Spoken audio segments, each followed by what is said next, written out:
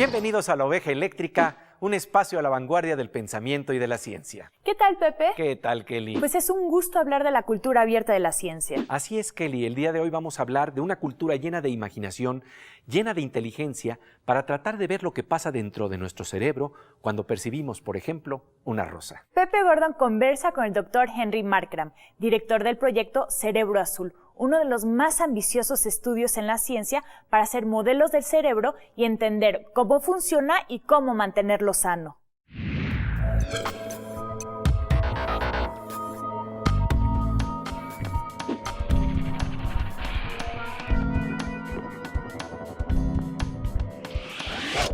How do you model this brain to try to see really what is happening there and how we can cure or how we can really understand what is happening there? Well, what I had to do, and I started this project actually about 15, 16 years ago in some sense, because I collected all the data that was needed to build a small piece of the brain. It's a very small piece. But I used the data not just to build a model, but to build a facility, a capability. It's a network of softwares and applications and supercomputers, and to use this facility to create a strategy, how to build, it's like how should we build the brain? And I used the data because it's very standardized and it's exact, and we could use it to make a proof of concept. We finished this proof of concept about 1.5 years ago. And now what we're doing is we're making this facility more powerful so that it can build the models at more detail, so that it can really copy. It's like a replica of the brain in software. And in this way, and then we're making it that it also has the capability to build bigger and bigger, because it was just small, like the size of a pinhead. Mm-hmm. Now we can already build much bigger parts, and within a few years we'll be able to build whole brain. So the facility will increase in capability and capacity to allow us to capture biology in software. It will be like a massive fMRI machine in a hospital, because we'll use it to understand the diseases we have and to develop drugs that will be more effective and that will understand how they work. And in this way, we could see the electrical objects inside the brain? Yes, we already can see them in a small part. We can see them being created. For example, we have a rose in front of us. Yes. How does that translate into the brain? And well, with your model? We've spent a lot of time building the facility. We haven't yet spent all the time on decoding this electrical object and translating it into a rose. But what we already can see is what are the elements of the properties of these electrical objects. And we know how to explore the strategy of how does it convert into a rose. So this is just a matter of time. I mean, I think that, I actually believe we'll understand the brain before we finish building it, because you have to understand fundamental principles in order to build it. So just building it is a key strategy to understanding the brain. Even if you fail at a certain point and you can't solve the problem, you come up with a fundamental issue that frames the question correctly, so that you actually can. And that's what we've discovered so far in the project. Every time we come up with a problem, when we solve it, it gives us a deep insight into the structure and function of the brain. Es increíble tratar de analizar cómo los impulsos eléctricos, los objetos eléctricos que se forman en nuestro cerebro, se convierten en una rosa, la rosa que nosotros vemos afuera. Ernesto de la Peña tiene un hermoso libro, La Rosa Transfigurada, en donde analiza la rosa desde los más diversos ángulos del conocimiento. La rosa del jardín botánico, la rosa en la religión, en la poesía y en la filosofía. Hoy estamos ante la rosa de la ciencia en el cerebro. Después del corte seguiremos con este interesante tema. Vamos ahora con nuestra compañera Silvina Espinosa de los Monteros y los supersabios mexicanos del siglo XXI.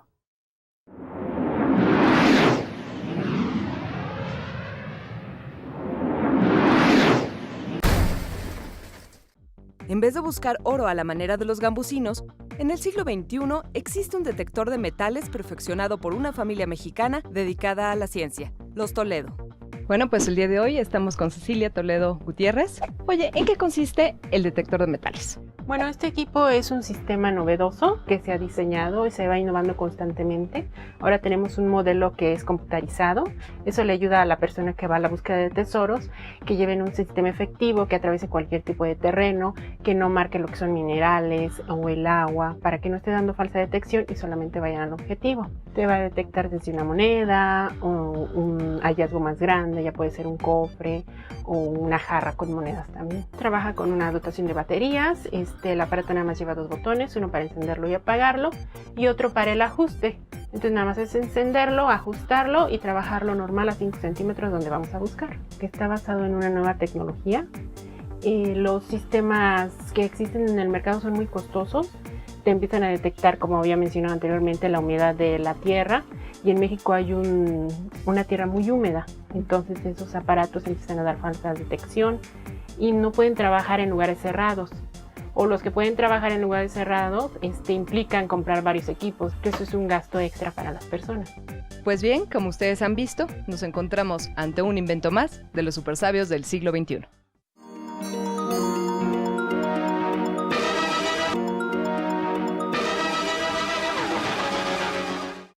Estamos de regreso en la Oveja Eléctrica con la Rosa de la Ciencia en el cerebro.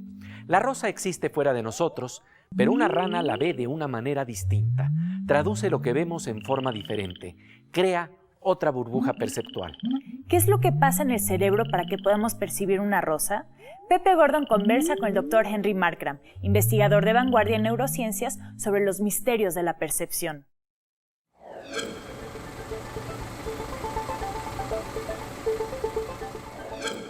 And these perceptual objects, this perceptual bubble, that rose being projected outside, Yes. coming from impulses from outside, of course, but that interact with the brain, it's like an hologram in some way. It's like having the projection of an hologram. What are your thoughts on this? How? Because it tells us, it gives us a philosophical problem of what is perception and how is the interaction from outside and from inside. I think it is hologram-like. Hologram-like. But I'm not sure yet if this is really, has a hologram has very specific principles of Yes, I know. interference, light waves, and so on. But it does have that kind of 3D immersive projection. You can test it for yourself. Well, there's several things. Everybody dreams, right? How do you see those pictures?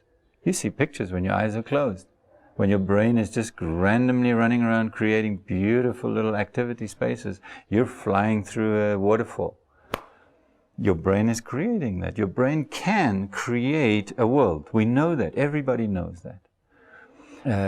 So what we can do is we can start to explore how does the brain actually create these different objects. But there's another way, a very simple way anybody can test the idea or the theory that I have that we are not, the perception is not in the brain, it is projected outside of the brain, is if you stare at night at a neon light, right? There's a neon light 200 meters away from you, and you look at it, and then you close your eyes, and you get an after image, right? Afterglow. An afterglow. But where is that image? It's way out there, 200 meters. Your eyes are closed. Now the picture is 200 meters outside while your eyes are closed. So how do you get that perceptual image 200 meters outside of your brain and your body space? So essentially I do think, and this is going to be a major challenge of neuroscience and for us as well, is to understand these principles of projecting it out. I predict that what we will see in the 21st century is a new kind of physics. We are used to what we think we have studied as objective physics. What we will see is a framework that I call perceptual physics. Perceptual physics is the physics, how did we embody the principles of physics, the laws of physics, into our perceptual machine. And that is a process that probably comes from evolution and that we've learned how to do so that we actually can simulate reality and simulate and predict where people are going to move and how they're going to move. And so I think perceptual physics is going to become a new field of science. when you are talking about perceptual physics and the brain interacting to do that, it seems that the concepts we are learning, the memories we have, culture takes place also there. Yes. How does that happen? Well, I think that what we do is we gradually integrate the rules of things. And we can do it in simple ways, and they don't have to be very accurate. I mean, if you look at a pigeon in the road, and the pigeon just moves like that, the pigeon knows the behavior of cars. It knows the behavior of people. It doesn't understand a combustion engine. It doesn't understand diesel. It doesn't understand the metal. But it understands the rules because it's learned that how the cars are allowed to behave, because if they don't behave like that, then, and if they don't behave, they probably kill the pigeon. But they'll also get a fine from the police. So people behave in a certain way. And the pigeon even can simulate and predict how we're going to behave. So the pigeon doesn't need to know our culture to be able to predict that. It just looks and it measures and it sees and it predicts. So it's capturing the physics of that, any object. If you're in a culture and you have a certain kind of world with certain rules, and you will capture those, and you will look at the world as if that's how it's supposed to be. But in the human being, there is something particular. The brain is a tool that has been developed through 11 billion years. Mm-hmm. And at some point, the brain is able to understand how the brain functions and how the universe functions. That's a higher level of cognition of things. Well, I just find it, I mean, you know, that's of course philosophy. And yes. We're exploring and just speculating there, and it's not really science at this point in time. But I find it very curious that, you know, you start off with the universe that goes, and then gradually you get this amoeba, and then explosion of complexity, and then you get a simple brain, 100 neurons, and you form a network, and then you get a more complex brain, and then suddenly you get this huge human brain. And what the human brain starts to be able to do is to see how it came about. And in some sense, if you didn't have that, you would not know there's a universe. You just live in it. A bacteria, does it know there's a universe in a sense that we know? Surely not. So in that sense, it may be that the product of the brain is so that it can see the universe, that it can see itself. And I think that it has embodied the universe. It's built it inside it. It's built according to it. And that's going to become a guiding principle for understanding how the circuitry and the rules of circuitry are in the brain come about, as rules of embodying physical rules and principles in mathematics. El cerebro es capaz de sondear cómo funciona el cerebro. El mundo está conectado con lo que llama el Dr. Markram física perceptual, un tema polémico y apasionante. ¿Qué tanto intervenimos, qué tanto creamos el mundo físico que nos rodea? Jorge Luis Borges decía en un célebre poema, El Golem, que en las letras de Rosa está la rosa. El Dr. Markram nos dice que en la rosa eléctrica que se crea en nuestro cerebro también está la rosa que luego vemos afuera. Seguiremos con este tema maravilloso, pero antes vamos al performance de la ciencia con nuestra compañera Kelly Aro.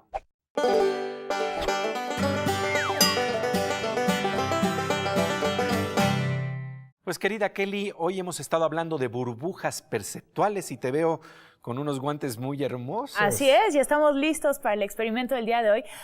No sé si recuerdas, hace un par de programas tuvimos un experimento dedicado a los niños que están de vacaciones. Claro que sí. Y ya que hemos estado hablando de burbujas, pues vamos a hacer un experimento con burbujas. Aquí tengo burbujas perceptuales, ¿eh? Nosotros estamos hablando y ahora vamos a ver otro tipo de burbujas. Exacto.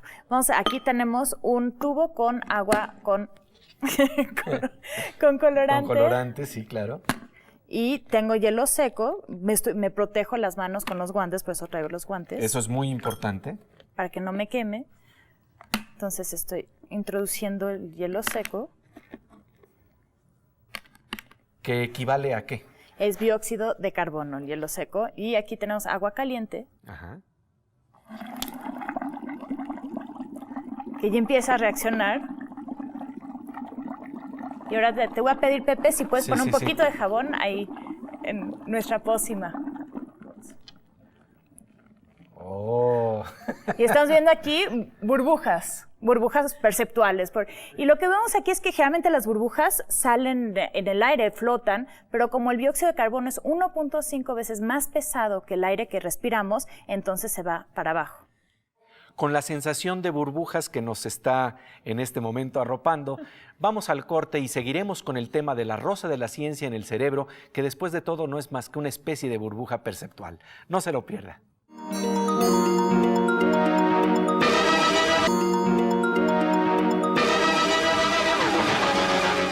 Estamos de regreso en la Oveja Eléctrica con la rosa de la ciencia en el cerebro. ¿Qué objeto eléctrico se forma en el cerebro cuando percibimos una rosa? ¿Cómo se conecta con la rosa física? El doctor Markram conversa con Pepe Gordon sobre la percepción como una especie de burbuja. Si el mundo está relacionado íntimamente con la física perceptual, ¿cuáles son las fronteras del cerebro?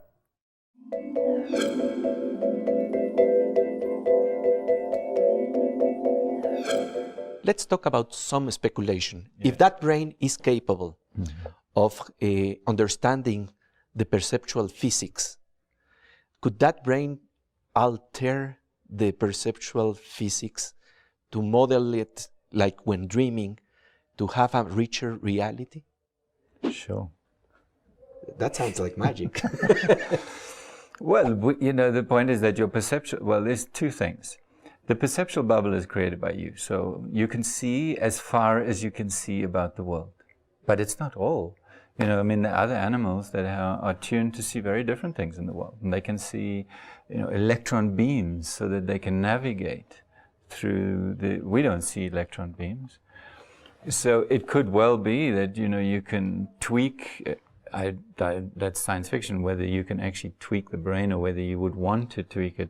But I'm just saying that in principle, it could be that the brain could be done in such a way that it would create a perceptual reality that can see, in some sense. It has to copy it, the other kinds of dimensions of reality. The other issue is that there are boundaries. For example, there are species boundaries, and we don't know what are the human boundaries. We don't know how much of the world we really can see.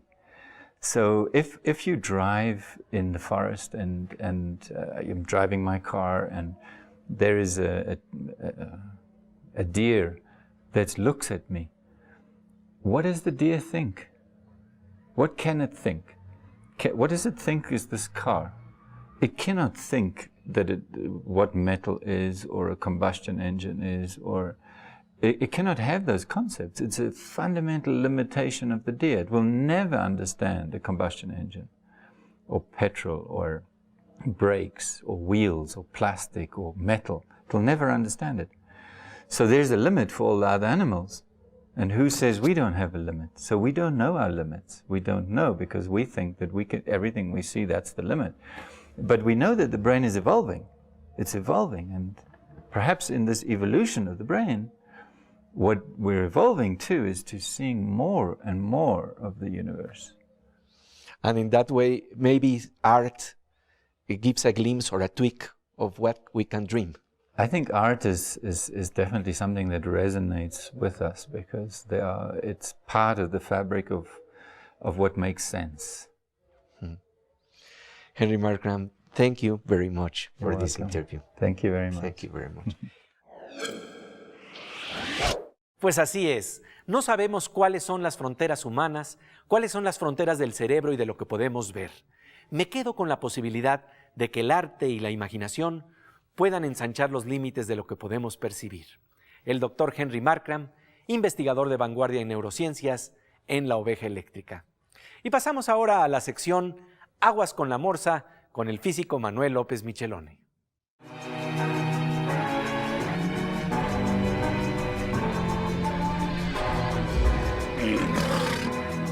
Querido Morsa, como siempre, bienvenido a la Oveja Eléctrica. Gracias, Pepe. Oye, el día de hoy hemos estado hablando de las fascinantes propiedades de interacción entre el cerebro y el mundo y las posibilidades de desarrollo en esta interacción. En el mundo del cómputo también ha habido un avance. Hemos interactuado con la computadora a través de los ratones, los famosos mouses. Pero estamos hablando de un salto evolutivo, pasar del mouse, del ratón, al ser humano para interactuar con la computadora. Sí, fíjate que es un largo camino el que se ha hecho dentro del cómputo para hacer que la interfaz con el usuario, la comunicación hombre-máquina, sea más fácil cada vez.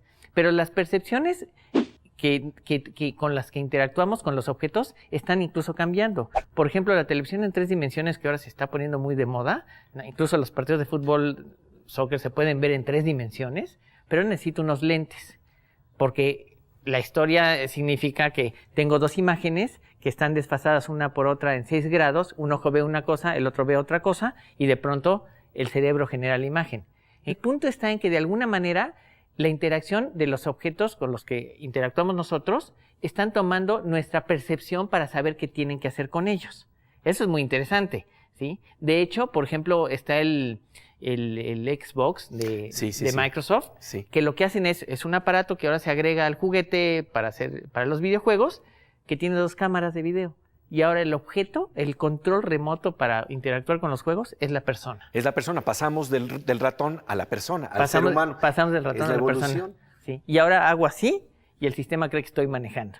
Y esto, al estudiar precisamente cómo funciona el cerebro, cuáles son las trampas de los mecanismos de interpretación del mundo que tenemos en el cerebro, ¿no? Sí, finalmente hemos aprendido o estamos aprendiendo a que la interacción que nos creamos, o sea, lo que vemos y la percepción que tenemos, nos hace interactuar, y el propio juego ya nos hace entender esa interacción. Vi un ejemplo, nada más para terminar, de una especie de peluche virtual que está en la pantalla, y la niña que lo está acariciando está haciendo así, y se ven en la pantalla unas manitas que están acariciando una mascota virtual que no existe, desde luego. Es fascinante. Es fascinante. Pues como siempre, querido Morsa, muchas gracias por tu presencia aquí en la Oveja Eléctrica. Muchas gracias, Pepe.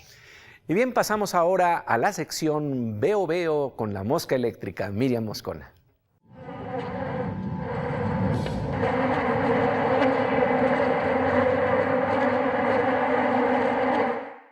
Pues querida Miriam, el día de hoy hemos estado hablando de cómo el cerebro percibe las sensaciones de lo que está a su alrededor, de lo que pasa con el cuerpo. El mundo de las sensaciones no nos deja descansar. Durante toda nuestra vida estamos inmersas en él, aunque estemos dormidos.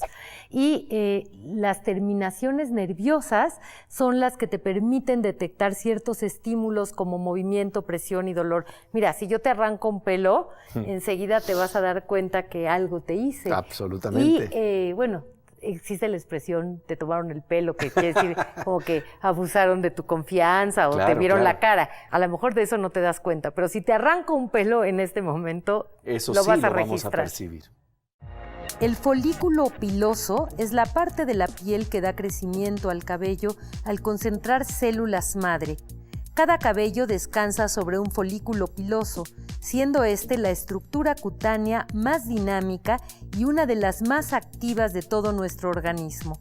En la base del cabello, una fina red de vasos sanguíneos forma la raíz del mismo, alrededor de la cual hay una estructura blanca llamada bulbo. Lo que vemos en esta imagen es la canasta de fibras nerviosas en el extremo de un folículo piloso. Esta muestra de piel se trató con nitrato de plata y fue revelada como si se tratara de película fotográfica. El realizador tuvo que crear una imagen de conjunto de 27 tomas que se incorporaron para cubrir la amplitud de la canasta de fibras nerviosas. Así que, cada vez que alguien le arranque un pelo, piense en todo el sistema oculto capaz de avisarle que algo extraño ocurrió en la superficie de su cuero cabelludo. Con la burbuja perceptual que nos trae la mosca eléctrica Miriam Moscona, con la burbuja perceptual que nos trae la ciencia y el arte, llegamos al final de esta emisión. Busca el grupo de la Oveja Eléctrica en Facebook. Nos esperamos la próxima semana, aquí, en Canal 22. Somos una opción perceptual. Hay más de 234,000 millones de sitios en Internet.